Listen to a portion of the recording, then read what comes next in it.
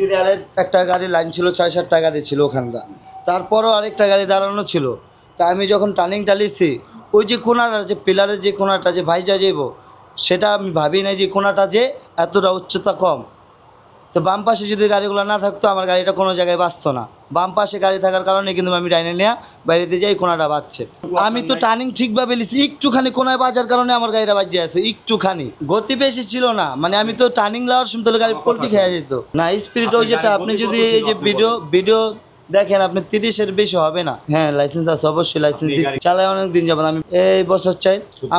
আমাদের যে গাড়িটা একটু বড়, তো পাশেও বড়, ঠিক আছে, আর উচ্চতা, এই কারণে আমরা একটু সবসময় তার মার্জিনে না বাজে। পিলারটা যদি আপনার ওই কোনাটা যদি সবসময় ক্লিয়ার থাকে, তখন আর ওই পিলারে বাজার কোনো চান্স নাই। এটা তো আর আমি মনে করেন ঢুকাইছি ঠিকভাবেই। দুইটা গাড়ি দাঁড়ানো ছিল, যদি হয় সামনের দিকে টান দিত।